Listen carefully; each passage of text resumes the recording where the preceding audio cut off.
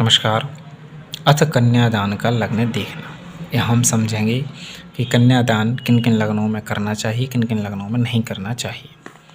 यहाँ देखिए, वृष मेष सिंह ये लग्न दिन में अंधे हुए हैं और कन्या मिथुन कर्क ये लग्न रात्रि में अंधे हैं। मकर तुला वृश्चिक अपराह्न में बहरे हैं।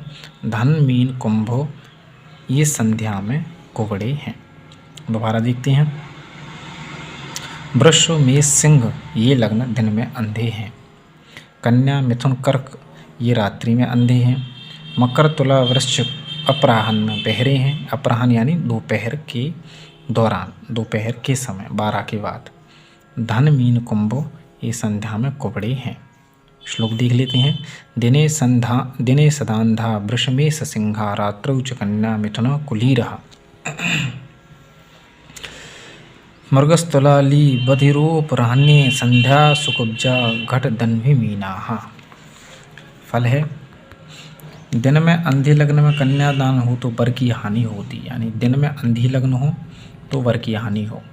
रात्रि के लग्न में फेरे हों तो धन की हानि, यानी रात्रि में अंधे लग्न हो तो धन की हानि हो। बहरे लग्न में पाणी ग्रहण हो तो दुख हो, यानी बहरी लग्न हो तो दुख हो। और कुबड़े लग्न में विवाह हो तो वंशनाश हो। ऐसे समझें।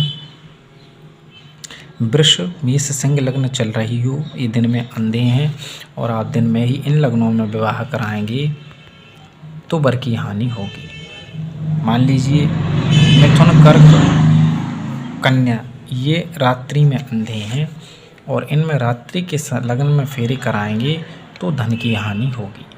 बहरे हैं अपनी कौन कौन से? मकर तुला वृश्चिक ये दोपहर में बहरे हैं, अपराह्न में, गोधूली माने इन्हें। तो बहरों में अगर कराएंगे, बहरे लग्नों में, तो दुख होगा। और धन मीन कुंभ में संध्या में कुबड़े हैं, यानी संध्या के समय आप कराएंगे पाणी ग्रहण और कुबड़ी लग्न हो तो वंश का ही नाश करते हैं। तो उपाय क्या है? इनका उपाय ये है, जैसे मान लीजिए मेष वृष लग्न है, ये दिन में अंधे हैं तो इनमें ना कराएं। दूसरी लग्न देखें, कन्या मिथुन कर्क ये रात्रि में अंधे हैं तो इनमें ना कराएं। दूसरी लग्न देखें। इसी तरह से सभी लग्नों को देखना चाहिए। अब यहाँ योग देखेंगे। अथ योग वर्जित लिखिए, तो ये नव योग सिद्ध हैं, इनकी घड़ी विद्वान ने वर्जित की है। पर्ग की 30 घड़ी, व्यतिपात वैदृत संपूर्ण त्याज्य, यानी जो लग्न छोड़ना, जो योग छोड़ना है उन विषयों में ये लिखा है। क्या क्या है? पर्ग की 30 घड़ी छोड़ना है, व्यतिपात और वैदृत संपूर्ण ही छोड़ना है, विषकुंभ की 5 घड़ी, शूल की 7 घड़ी और गंड अतिगंड की 6, व्यतिपात की 9, वज्र की 9 घड़ी मुहूर्त काम में वर्जित कर दें, यानी इतनी घड़ियाँ छोड़ दें।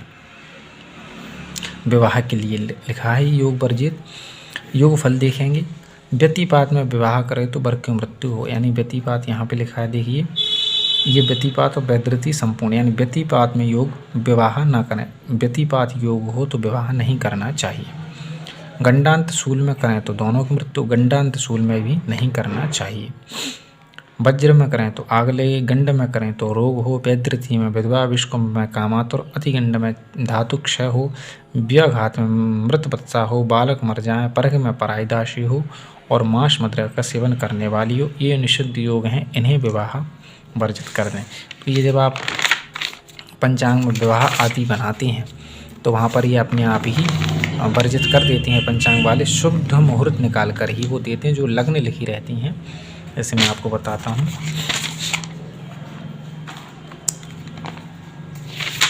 ये देखें, तो यहाँ पर ये जो लग्न लिखी रहती हैं ये शुद्ध रहती हैं, वह बिल्कुल सब चीज़ों को देखकर ही इन्हें निकालते हैं। तो यहाँ से ही आप विवाह को निकालें। ये बहुत ही शुद्ध मुहूर्त होते हैं पंचांग में। जब भी आप विवाह निकालें तो पहले इन तिथियों को देखें, फिर चंद्रबल, गुरुबल और सूर्यबल देखें कन्या और वर के लिए। उसके बाद यहाँ तिथियों में देखकर ही आप विवाह करें।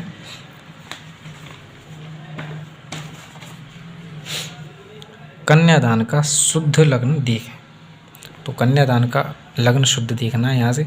जिस लग्न में विवाह करना अभिष्ट हो उस लग्न से 12वें स्थान में शनि, 10वें स्थान में मंगल, तीसरे स्थान में शुक्र नहीं होना चाहिए। विवाह लग्न में चंद्रमा और पाप ग्रहों का होना अशुभ है। विवाह लग्नेश शुक्र और चंद्रमा छठे स्थान में निषिद्ध होते हैं। चंद्रमा विवाह लग्नेश शुभ ग्रह और मंगल का 8वें भाव में होना अशुभ है। विवाह लग्न से अर्थात सप्तम स्थान में ग्रहों का न होना श्रेष्ठ है तथा 7वें स्थान में शुभ और पाप ग्रह अशुभ माने गए हैं। तो देखिए कैसे करेंगे। जिस लग्न में विवाह करना हो अभिष्ट हो उस लग्न से 12वें स्थान में, जैसे मान लीजिए लड़की की है मेष लग्न, उदाहरण दे रहा हूँ मैं, तो उदाहरण समझेंगे आप। जैसे मेष लग्न में आपको विवाह करना है तो यह लग्न चक्र बनाएंगे हम यहाँ पे।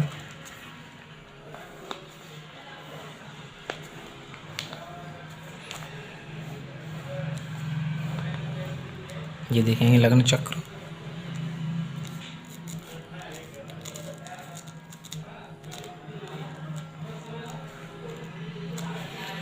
ये है अपनी मेष लग्न। मान लीजिए मेष लग्न में ही अपन को विवाह करना है तो क्या है 12वें स्थान में शनि, 10वें मंगल, यानी यहाँ शनि नहीं होना चाहिए, यहाँ मंगल नहीं होना चाहिए, और तीसरे स्थान में यानी यहाँ तीसरे स्थान में शुक्र नहीं होना चाहिए। विवाह में लग्न में चंद्रमा और पाप ग्रहों का होना अशुभ है। विवाह लग्न में इस लग्न में चंद्रमा और पाप ग्रहणी राहु केतु का होना अशुभ है, शनि आदि का। विवाह लग्नेश शुक्र और चंद्रमा छठे स्थान में निषिद्ध, यानी विवाह लग्नेश यानी मेष के जो स्वामी हैं, तो मैंने आपको कुछ देर पहले स्वामी बताए थे ग्रहों के।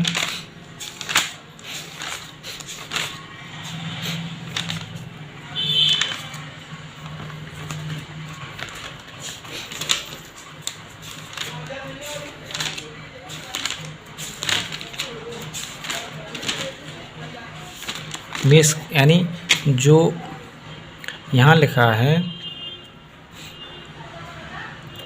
विवाह लग्नेश शुक्र और चंद्रमा छठे स्थान में, तो यहाँ लग्नेश जो है वो मंगल है और शुक्र इस स्थान में नहीं होनी चाहिए।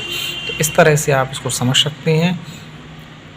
और चंद्रमा विवाह लग्नेश शुभ ग्रह और मंगल 8वें भाव में होना अशुभ, यानी चंद्रमा विवाह लग्नेश मंगल शुभ ग्रह और मंगल, अगर विवाह लग्नेश मंगल है तो ठीक है, विवाह लग्नेश अलग है और मंगल भी 8वें स्थान में यानी इस स्थान में नहीं होने चाहिए तथा 7वें स्थान में शुभ और पाप ग्रह अशुभ माने गए हैं।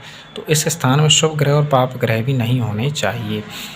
इन चीज़ों को देखें, इनमें से कुछ मिलें तो ठीक है, नहीं मिलें तो भी आजकल इतना चीज़ें नहीं देख पाते हैं, लेकिन फिर भी अपनी जानकारी के लिए अच्छा होता है। और जहाँ तक हमसे बने हमें शुद्ध चीज़ों को ही देखना चाहिए, हमारी तरफ से कोई भी कमी नहीं होना चाहिए। तो इस पुस्तक का नाम है ज्योतिष सर्वसंग्रह, जिसमें से मैंने आपको ये बताया।